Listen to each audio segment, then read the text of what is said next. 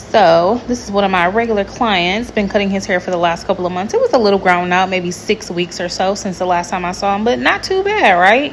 When you do a good job, the cut grows out, and it grows out well. So it doesn't look too crazy when it grows out if it's a good cut. But what he does is like a nice scissor cut all over. He does like a little bit of length, but I'll go in and taper the neck and the sides. He really, really likes that, like that clean look. And so I'm just going in with my 5 guard, open, close. Then I kind of fade down from 5. I'll create a guideline with my 0, which is just my clippers, close, create like a smile. So like a nice U shape around his head shape. And then go ahead and just flick it. Look at the flick of the wrist there. Look at the flick of the wrist, baby. So yeah, so I'll taper from 5 on down. So 5 at the top of the ear on down to a 0, just to get those lines out, baby. You want a nice blend. You don't want to be able to see, where one line starts and where another line finishes. So here's a close-up view of that taper. You'll see it around the sides and the back. Bam, look at that taper. Boom, I tapered the sides, and boom, I'm gonna go in and cut the hair. So I did a scissor over comb method this time. I sectioned off the top part, and then I did a scissor over comb method. Now there was a part that I created, like a hole in his head, so I just took the taper up higher to take that away. So he wanted a lot shorter this time, so he went a lot shorter. So he really liked it though. I liked it too. It's nice and clean, classic cut. But with a little extra something on to it, you know what I mean? But it's not just like a basic scissor cut all over. It got a little razzle dazzle with the taper, nice, clean, classic. So after the cut, I cleaned them off, and then we went downstairs. And as you can see, I use my kitchen as like, where I shampoo the clients at. Have my sweetest upstairs, my little shampoo bowl is downstairs. I bought this bowl from Amazon. And I use like a 5-gallon drum basically to catch the water. You see where the little hose is coming out at. I kind of saw this on I think I saw this on YouTube. Somebody kind of doing it similarly. Only thing is that you have to, of course, be mindful of how much water you're using and how much water dispenses into that 5-gallon drum, because it can easily overflow.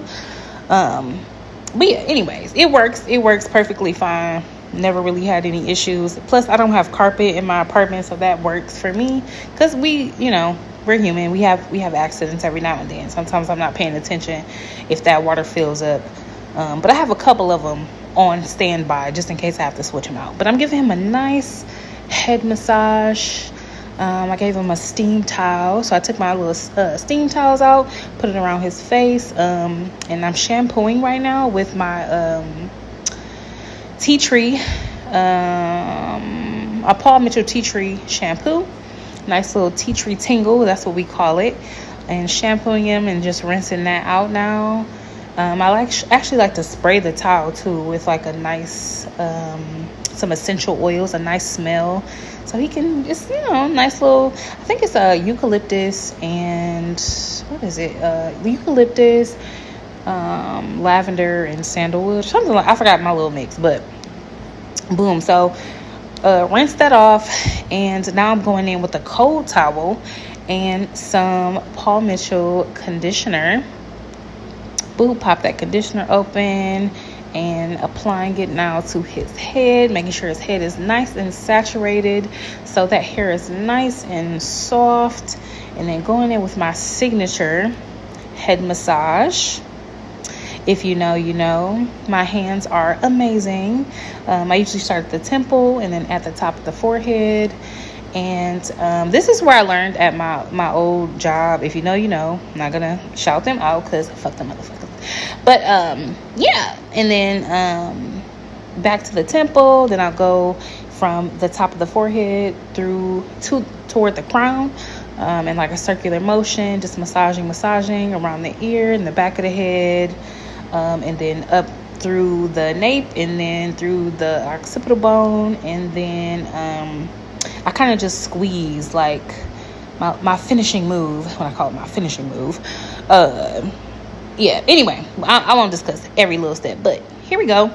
So now I'm just rinsing off that conditioner with cold water to seal the cuticle. Make sure it's nice and moisturized, and that we trap that moisture in the hair with the cold water. We're going to seal it with that cold water.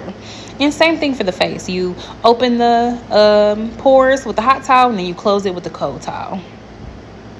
He was feeling it, y'all. He was like, this feels so good. I'm like, I know, right? Them hands is good. They good. All right, so now I'm going to move the bowl and style his hair. So I'm going to take some of that American Crew Firm Hold Gel. I asked him, did he want like a wet look or did he want more of a dry look? He told me wet. So I'm just going in and raking that product through the hair, making sure it's nice and saturated, and that, you know, we don't have any hair sticking up and everything is kind of smoothed out. I love cutting his hair because he's a super cool guy. He's actually a law student right now. Super freaking cool person. I'm gonna have to find him. I didn't ask him his Instagram name, but I'm gonna have to find him and I'm gonna have to tag him in this. But yeah, he's a dope guy. So yeah, now that he's nice and saturated with that Firm Hold Gel, and boom, look at y'all, boom, he had a good time. We had a good time. So that is the final look at that taper, y'all. That taper is so smooth.